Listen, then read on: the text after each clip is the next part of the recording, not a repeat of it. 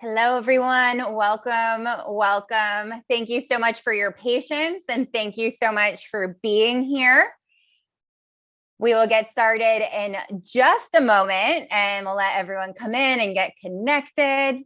So as you're all coming in, before I start sharing a little bit about the Nomadic Network and our awesome guest today, do you want to just let us know in the chat where you're calling in from, what Nomadic Network event this is for you, and if you've ever been backpacking before.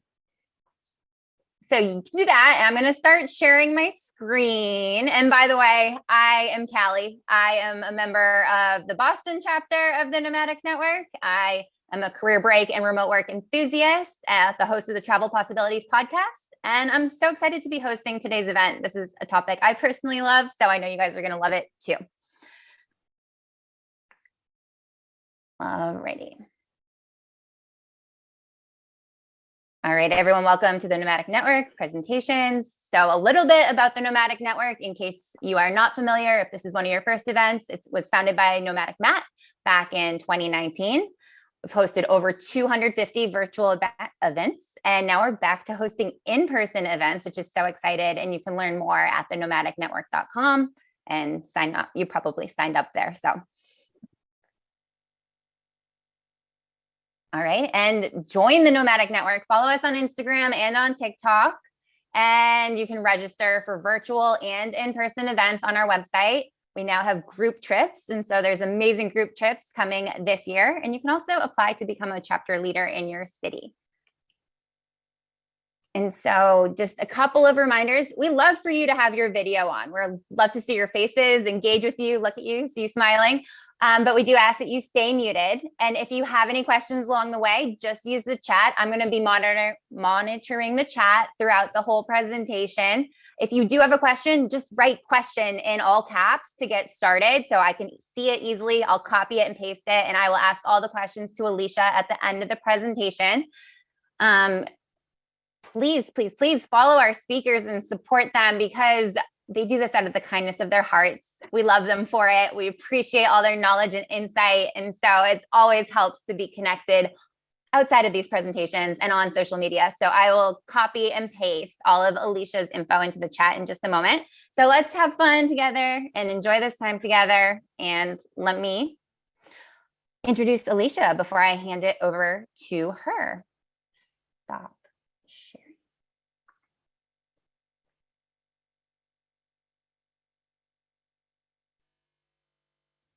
Okay, so today we are hearing from Alisha McDarris. She is an experienced backpacker, outdoor journalist who writes for publications like Backpacker, Outside, Popular Science, and more, and the founder of the outdoor adventure blog and YouTube channel Terra Drift, where she and her husband share tips, gear guides, and destinations to encourage people to get outside and explore more sustainably.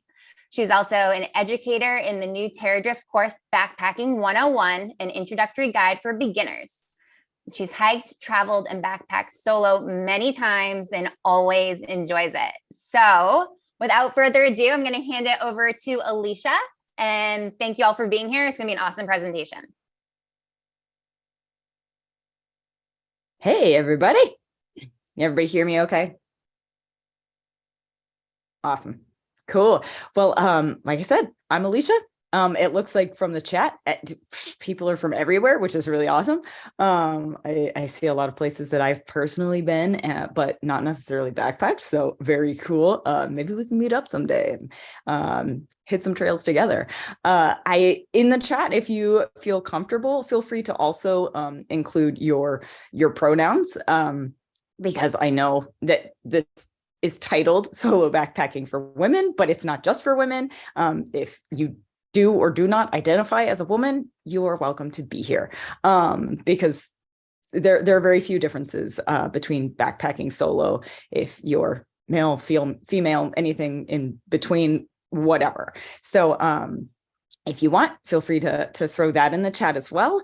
It looks like I love that some of you are sharing, you've backpacked a few times or whatever, or you're pretty new to it. And I know there's a whole learning process to backpacking, and going solo is like a huge next level step. But that's what we're going to talk about. It doesn't have to seem or be as daunting as it seems. So let's get into it because I love backpacking. So I'm going to share my screen now. All my buttons moved. Here we go. Share and play. So here we go. Like I said, I'm from Terra Drift. I'm also an outdoor journalist, but Terra Drift is kind of my baby. My husband and I run it together. It's a outdoor adventure blog and YouTube channel that focuses on sustainable outdoor adventure. So we're big on that sort of thing. It's also my husband and I are both vegan, so everything on the channel is also animal free. If that matters to you, if not, it's still for you. So you're welcome. Come.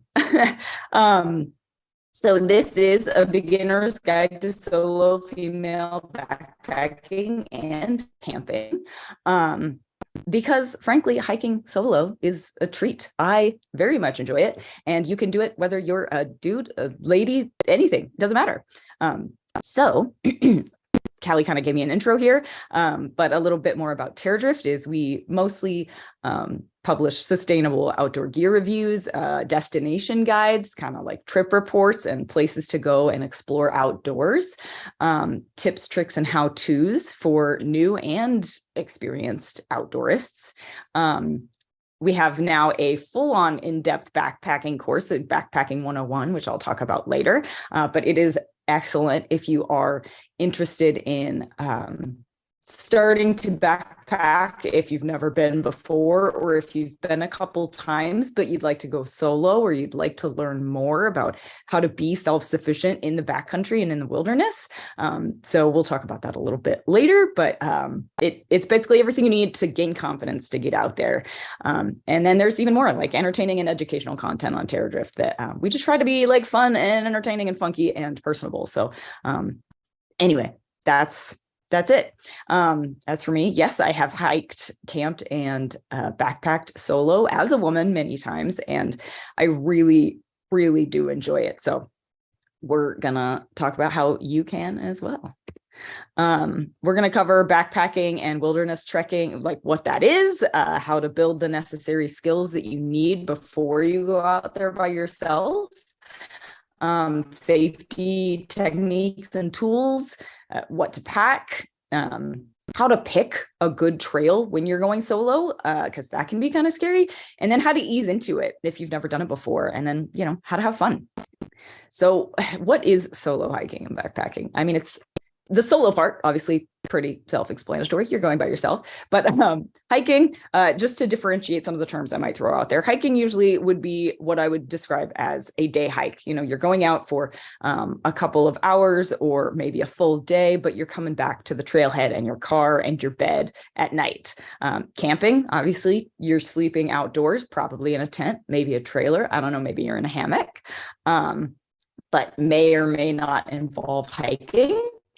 And then backpacking is the combination of both. You are hiking out into the wilderness, pitching a tent or sleeping in your in a hammock. Maybe you're cowboy camping. You're just rolling your sleeping bag out on the dirt, and spending the night in the wilderness, in the outdoors, in the backcountry, where you may or may not have cell service. You probably don't have running water or electricity, and sort of bringing with you everything you need to survive for a night, a few nights, a few weeks. It can be any length of time. So you can do all of that totally solo, even as a woman. So we're going to talk about how. So first of all, why solo backpack, right? I love it because, especially as a woman, it's empowering to know that I can go out there by myself, be totally self-sufficient, not need to rely on anyone else, and just makes me feel strong, capable, and confident. Also, I'm not gonna lie, I love speaking with other people and be like, oh, yeah, I just went on a solo backpacking trip for like 4 nights, no big deal. Because it's not something a lot of people want to do. So when other people hear that you've done it, you know, if they're impressed, that's none of my business, but I like it. It's also a lot of alone time for me, is like hitting the reset button. it's just rejuvenating to be by myself, to experience the quiet, and to be able to travel at my own pace and stop and enjoy views whenever I want, not have to constantly discuss with a travel companion which trail we want to take or how far we need to go. Like, it's just all in my head, and I can do whatever I want, whenever I want, and just take my time. If I'm going to sleep in, if I'm going to get up early, I don't have to consult with anybody but myself. And it's fantastic. It also allows me to just enjoy the sights and sounds. So I love nature. I believe wholeheartedly in nature therapy and nature's power to really kind of heal you from the inside out.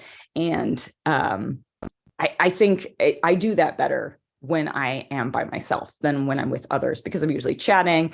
We're having a good time. I'm not focusing on the healing aspects of nature and the beautiful scenery around me. I can take more time to enjoy it when I'm by myself. Plus, when you get back to the trailhead after a couple of days, it's just a great feeling. You feel like you've accomplished something. It's wonderful. So backpacking as a lady scares a lot of people. If you do identify it as a woman, we've kind of been conditioned to be fearful of a lot of things, which is unfortunate. Because the world isn't as scary as a lot of people would have it seem, especially in the outdoors. You're pretty safe out there, honestly. And I forgot that I wrote in the notes there, true crime podcasts are not helping. Am I right? Who else is a true crime podcast enthusiast? Yeah. Okay. My husband and I have a rule that if we are going backpacking or camping, we are not allowed to listen to true crime podcasts the entire day before we go out there. It makes us very jumpy. So anyway, it's not as scary as it seems, as a lot of people would have you believe. I know even my mom, like if I'm going solo backpacking, I don't tell her until I'm back. I tell somebody else, but my mom does not need to know that I'm in the wilderness alone, because she is fearful for me and she's worried, and that's no bueno. And that doesn't help my peace of mind when I go out there, because she plants the seed that it's scary and it's dangerous, and that is not necessarily the case. So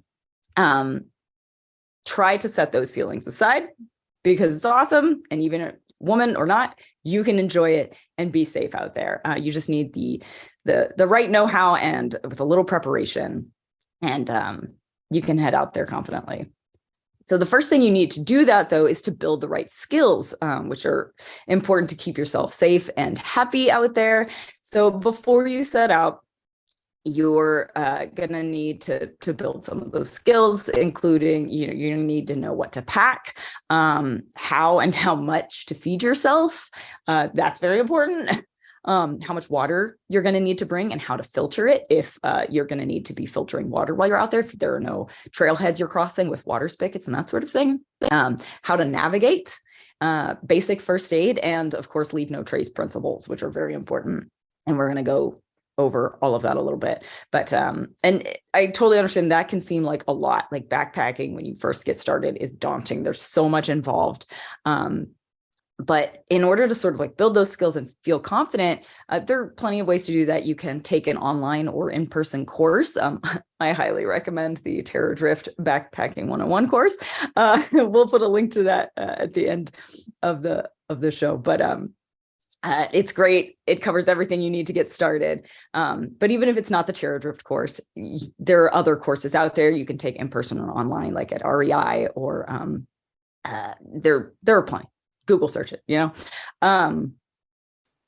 you can also accompany a more experienced friend on a few trips, but don't just accompany them. Ask questions while you go. Ask for them to give you some responsibility, like, hey, can you show me how to light the backpacking stove? Can I look at the map, and can we decide together where the route is and where we need to go and how far, and how to read a map, that sort of thing. You can go on a guided backpacking trip. And again, if you're going to do that, ask lots of questions, because it's easy just to go along with the trip, have somebody else do all the packing and prep for you. But it will give you a good idea of what a backpacking trip can look like. You can also connect with other backpackers via blogs like Terra Drift, on Reddit communities, like find a meetup group near you or a Facebook group and join up and ask questions and hear what other people have to say and get trail recommendations. And that way you can sort of like learn on your own time, and get comfortable with the idea of backpacking and backpacking solo. So let's talk about safety, because that's important. I would think that when most women think of solo backpacking, the first concern that comes to mind probably doesn't involve water filters or how many pairs of socks to bring, although both of those are very important.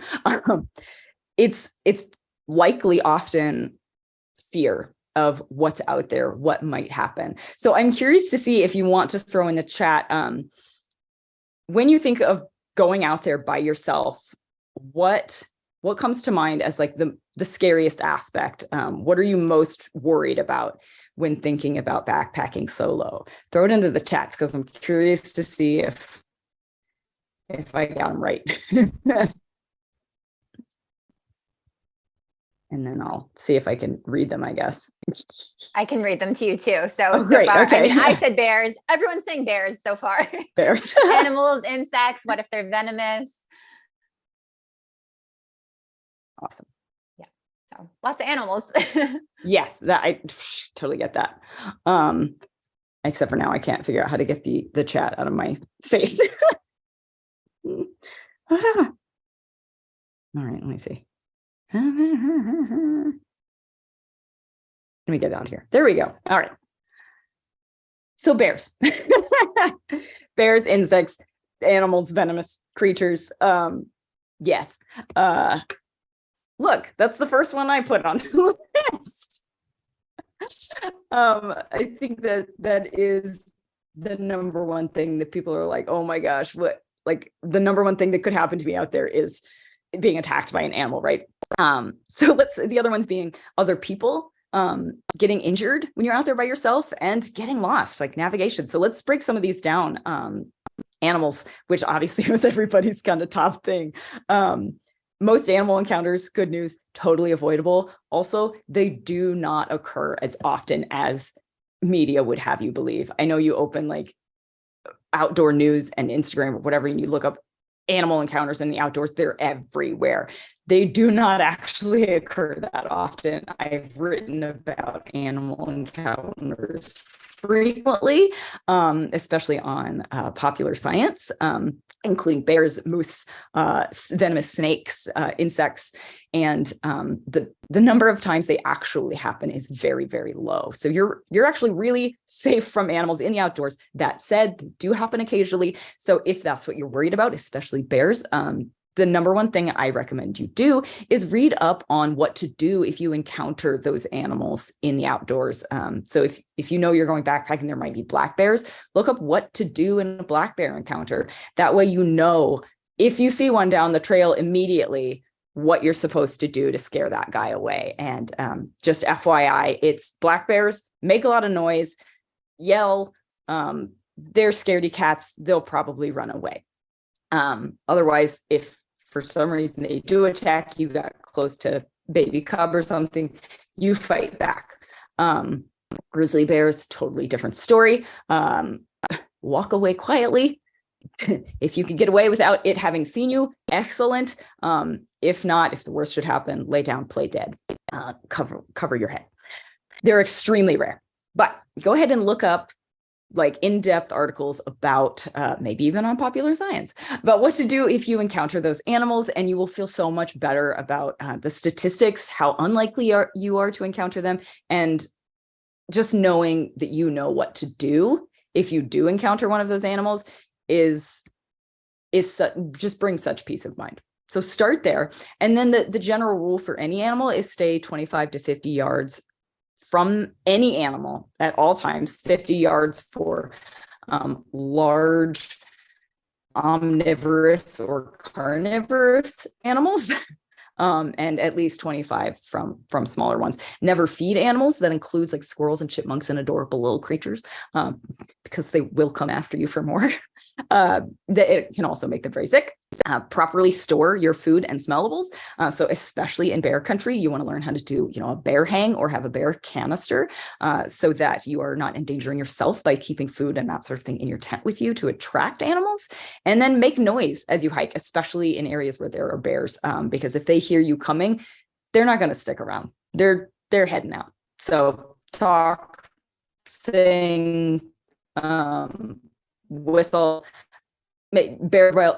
Bear bells don't work, so don't bother with those. But yeah, if you sing to yourself, recite poetry, whatever, animals are going to take off because they don't want to be around you. The next one is people, which in my opinion is always a little bit scarier to think about than animals. But violent encounters between humans outdoors happen very infrequently, which is great. Most of the people spending time outdoors are friendly and just want to be enjoying the time outdoors, just like you. So, but if that does make you nervous, and to help you feel safer and be safer when you're out there, carry tools to defend yourself. I always have a very intimidating folding knife on my person at all times when I backpack, solo especially. I sleep with it as well. It is in my pocket, so that I have it at the ready. I've never had to use it. It makes me feel safer when I'm out there by myself because I have a way to defend myself. Mace you can bring as well, which is different from bear spray. Don't try to spray a person with bear spray. You will get it all back in your face. So stick with like a self-defense mace thing. I don't necessarily recommend firearms in the outdoors. It can make other people feel very nervous, and they are actually less effective at keeping you safe from bears than bear spray. And that's a documented fact. You're twice as likely to be attacked by a bear if you have a gun than if you have bear spray. So, if a gun is the only way, if you have a concealed carry license and that's the only way you're going to feel safe hiking solo, I'm not going to tell you not to do that. It's just not my first piece of advice for self-defense. But if you have a bad feeling or are uncomfortable, don't apologize it. Don't apologize for it while you're out there, especially solo. If you feel uncomfortable, leave, get out of there. No harm, no foul. Better safe than sorry. Even if there was no real threat at all, you'll feel better, and everyone around you will feel better knowing that you played it safe. That I've never felt uncomfortable solo, but Josh and I did go camping in a dispersed campsite.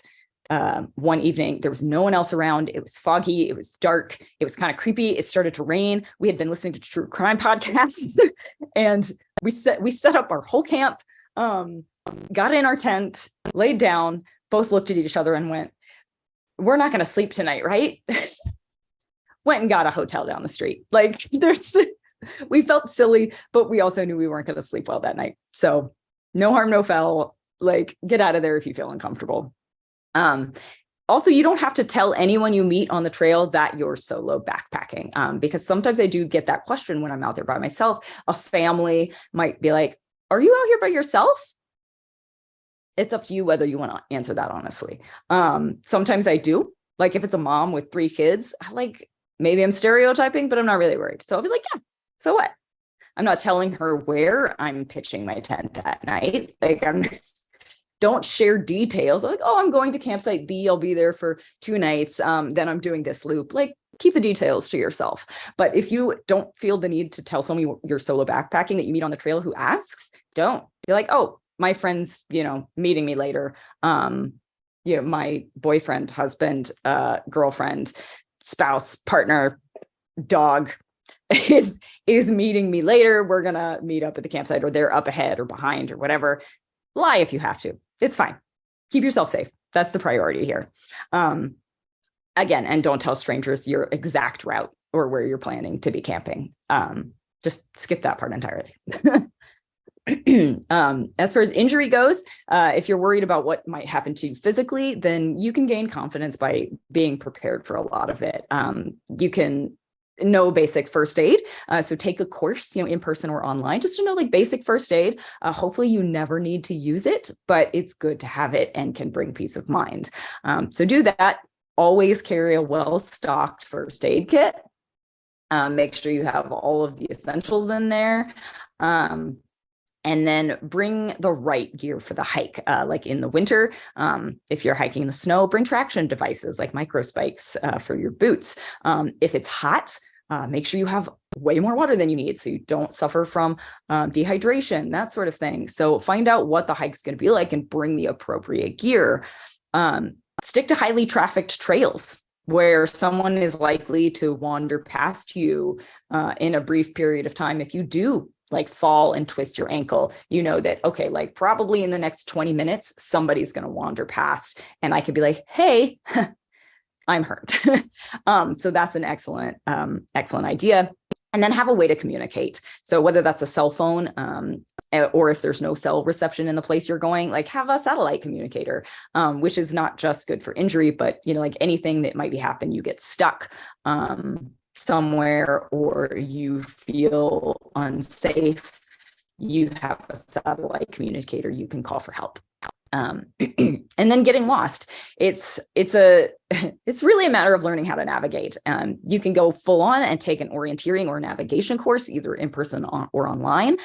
Read a book about navigation, but start by learning how to read a topographic map, because that's most of the maps that you're going to find for backpacking trails and outdoor spaces. So learn what all the lines mean and all the symbols and that sort of thing.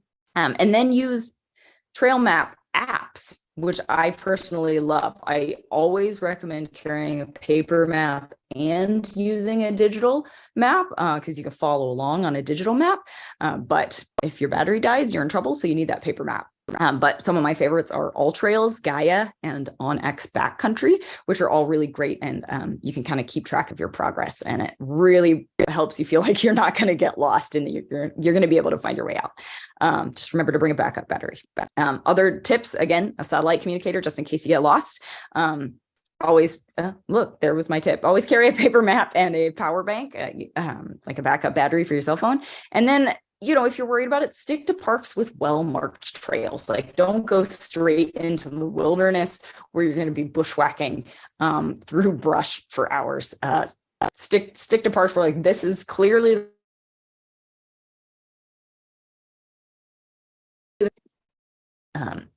other tips. And this is to help you build confidence. And make you feel secure when you head out there.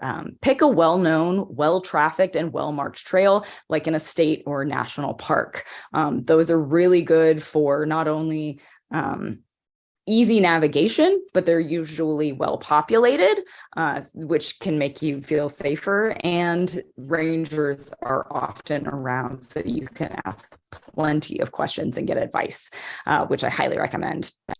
Go on short overnight trips close to home your first few times going solo. Like you don't have to go do a big epic adventure your first solo backpacking trip. Like that's not necessary. Go small until you feel comfortable.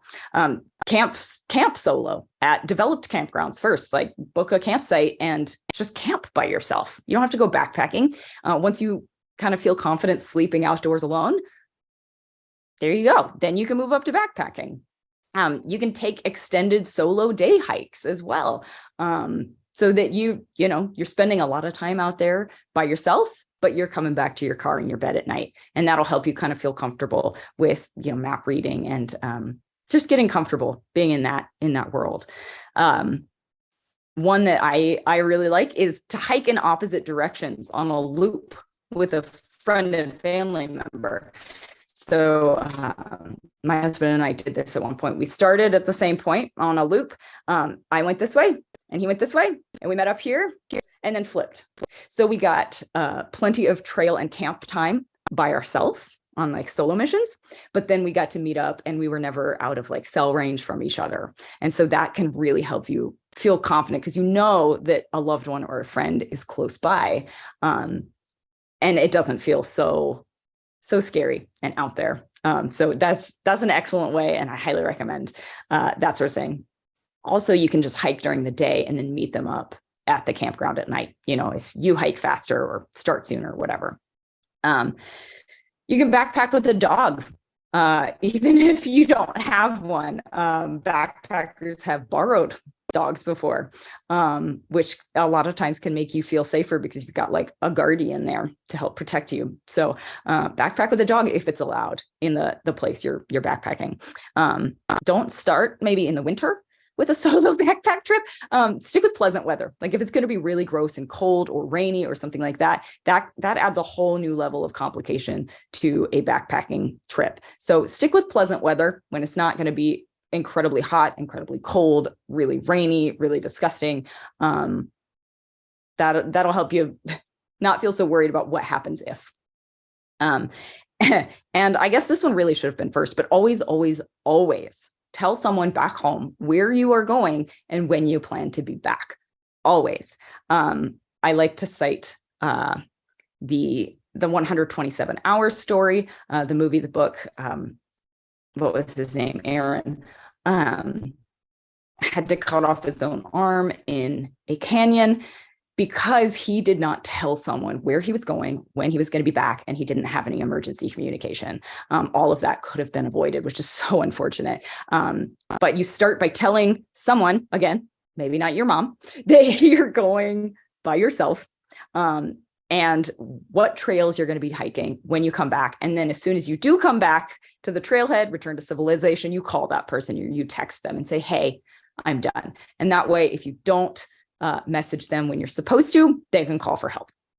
And then know your limits. Don't choose a trail that you're not entirely confident you can manage. Something really, really aggressive with aggressive terrain or something like that, that's really very long. Like start small. And as you get better at it and you start understanding your limits, then you can go bigger.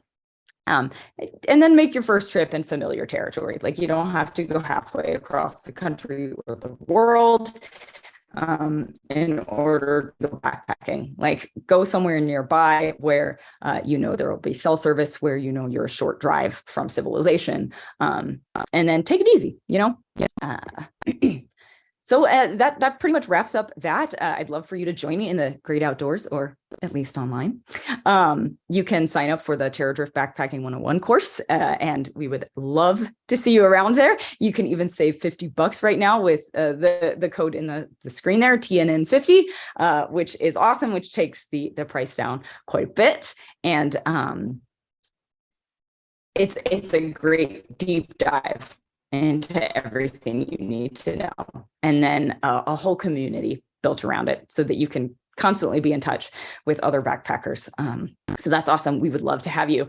If not, follow along with Terra Drift online, on our YouTube channel, on our social accounts. Like come and be part of the journey, ask questions.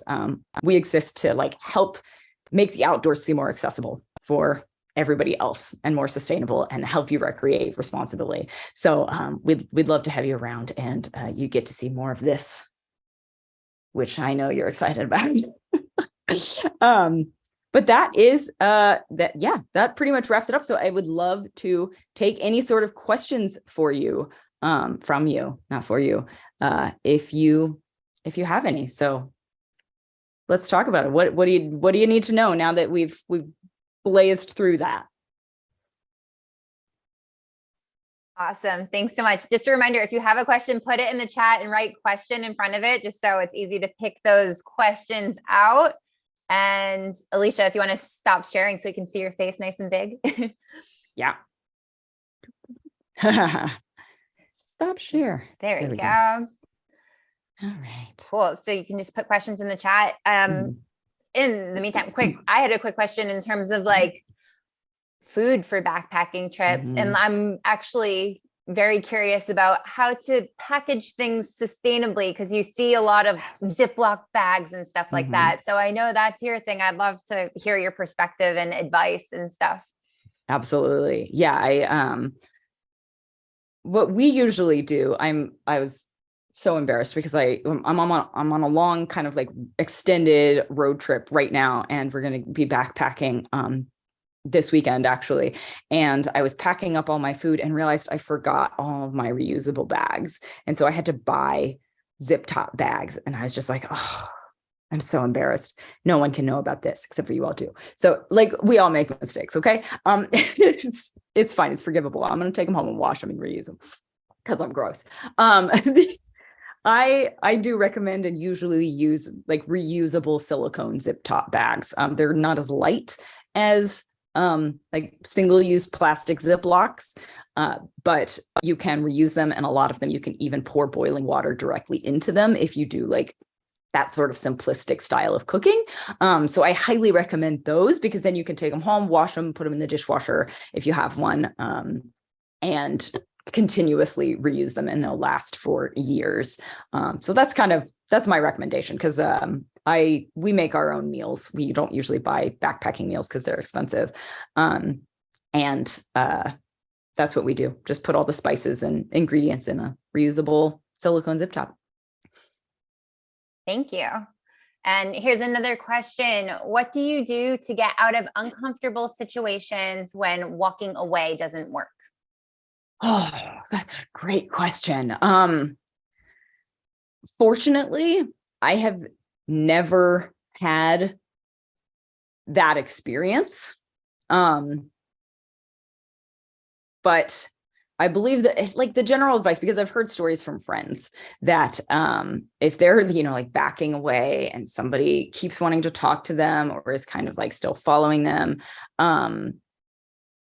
like do whatever it is you feel you need to do if you feel unsafe. If that's like pull out your mace and like twirl it around your finger, it's like a warning. Like, dude, don't. If that's you turn around and go the other direction. If they're following you and they seem to be traveling the same direction, like you could try sitting down a rock and be like, I'm just going to take a break here. If you're in a well-trafficked park or trail system, like the next time you see another person, boom, they're your new best friend. Like you get with them and you're like, hey, this person is making me feel uncomfortable. Can I walk with you for a bit? Even if they're going the other direction, like turn around, go the other direction with them. Like there's safety in numbers. Do whatever you have to do. And if that involves like, okay, here's the next trailhead exit, I'm leaving. But I think having those self-defense tools just in case, like have the mace, have the knife. And if somebody follows you all the way to the campground, turn around and leave. Like don't set up camp there. Like don't do anything that makes you feel uncomfortable. I hope that helps. Awesome. Thank you. And what's your longest backpacking trip been? A week, I think. Yeah, about 7 days. I backpacked around Isle Royale National Park in Michigan for a week with my parents, actually, which was really fun. So that was a highlight and really enjoyed that. Very cool. All right. And we'll call last call for questions. Does anyone else have any others? You can just put them in the chat. I know there was a lot of information there very quickly. Yes, we're still processing a little bit. I mean, I personally have so many questions. I would love to do my first solo backpacking trip this summer. So this is like perfect timing. Yes. Do it. Yes. It's really so much fun. Like I threaten my husband also often. I'm like, I'm going solo. Like, oh, you don't want to go with me? Fine. I'll go by myself. He doesn't love it either, but too bad. So That's it's awesome. all about just like making you and your loved ones feel safe. So important. Yes. All right. Well, if anyone thinks of any questions, I've put Alisha's contact info in the chat and stuff like that. Oh, here's one more about rivers. So Max is in New Zealand. So he's saying it's a big problem with people from overseas not knowing the waterways there. So do you have any tips on rivers? I assume you mean like crossing, like when you have to cross a river or a body of water. Yes, those can be dangerous, especially if it's higher than about your knee. Generally, you need to be very careful if you are crossing a river with a lot of slow. And also going to the toilet. Love that. Yes. I love talking about toileting in the outdoors. But rivers, so generally if there's a strong current and even if you think it may be above your knees, you need to be very careful. I recommend trekking poles. If you're solo, you obviously like can't hang on to somebody else. Unclip all of your backpack straps. That way, if you do fall, you can get out of your backpack, like loosen everything up. So if you fall into the water, you can wriggle right out of it.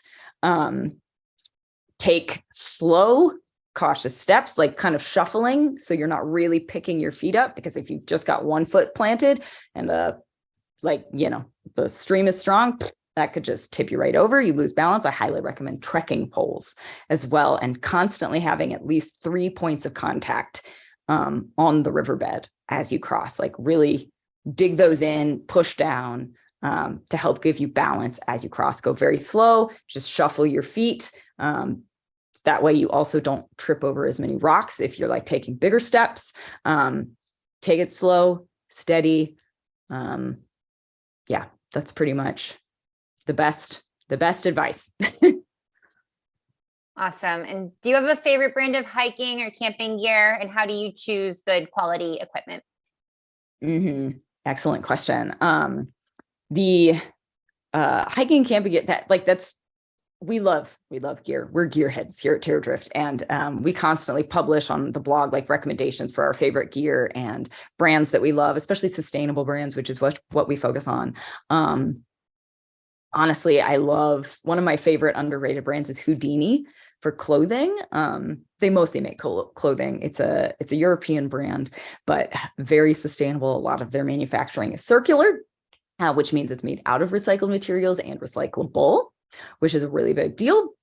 They're really great. I love like Big Agnes for now backpacks and tents. I love cottage brands as well, like small brands from sites like Garage Grown Gear, like Gossamer Gear makes some excellent ultralight backpacks and tents. Who else do I love? I mean, Patagonia is a classic and a brand that really cares about the environment. I'm like looking around. I'm like trying to, what did I bring with me? Talking about toileting in the outdoors, packed outdoors makes a all-in-one bathroom kit, which is so cool. And I take it hiking more than backpacking because it's a little bulky and heavy. But if you're brand new to backpacking, like it's an amazing all-in-one tool to have. It's got your cat hole shovel in it. It has wipes, like expandable wipes. They're in little like pucks, little compressed wipes that you'd add a couple drops of water to, and they turn into like a 9 by 9 inch wet wipe that's actually biodegradable, not like wet wipes that claim to be biodegradable. And mycelium tabs to put in your cat hole to help everything break down faster, which is really cool. And then there's hand sanitizer in the kit as well, because that's important. But because somebody mentioned about going to the bathroom outdoors, if you do have to, part of the leave no trace principles, you need to dig a hole in the ground that's 6 to 8 inches deep and wide enough to go in. And then you can go in the hole, put toilet paper into it, cover it all back up, and then you can walk away. There are some places where you cannot do that. You have to pack out your waste, and you have to go in a wag bag is what they're called. In the desert where you can't dig a hole, or the soil is really shallow, and so it could damage the ecosystem. But anyway, that's great. One of my new favorite, because this is a group of a lot of women. My new favorite pants, if you haven't heard of them yet, you need to. I will never hike in another pair of pants in the winter again. They're called She Fly, and brand new brand.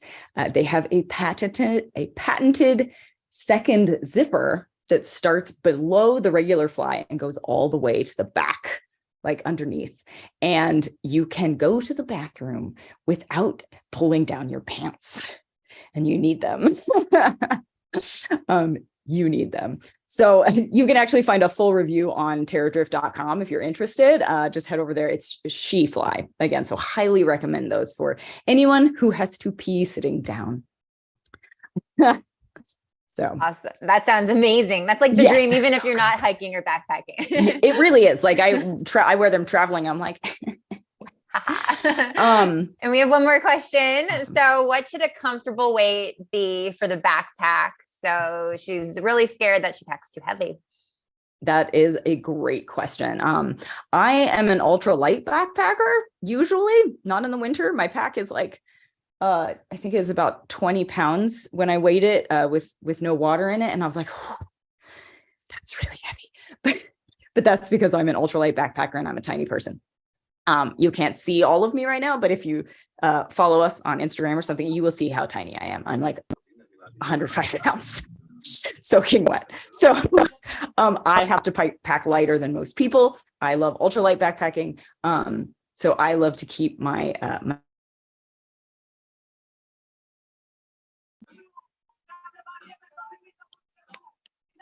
I think you froze there, Alisha.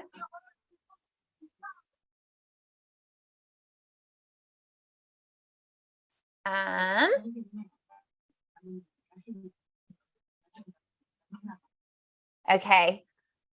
Can you let me know in the chat? Is she frozen for everyone else? Frozen. Okay. So I think she's going to come back in, possibly. But in the meantime, let me just do a few housekeeping notes to wrap up, and we can finish the question if Alisha is able to rejoin us. So thank you so much for being here for this event.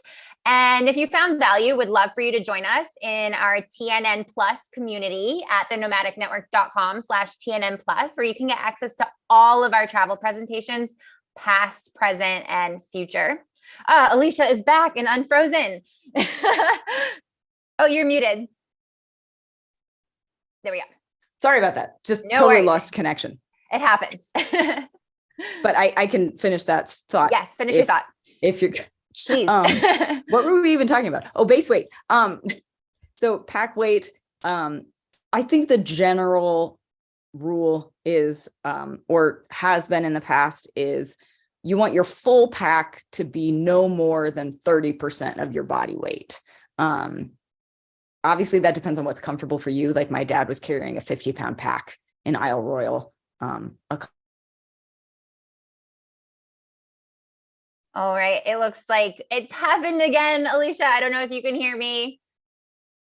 But hopefully that answered some of your question there, Nadine. I'm going to go ahead and share my screen really quick with some final little bits of housekeeping updates. And then, of course, you are more than welcome to follow up with Alisha through social channels, etc. So let's see. Hopefully I answered that question, because my Wi-Fi is obviously garbage. Yeah, you froze again. I'm so sorry. No worries. So we're just going to finish up here, and I'm going to share my screen one last time.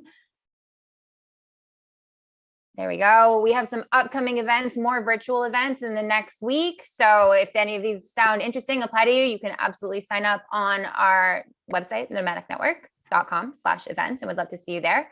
And we also have in-person events, meetups. So definitely check your local chapters. We have them all over the United States, some international as well. So tonight, if you're in Monterey Bay, love to see you there.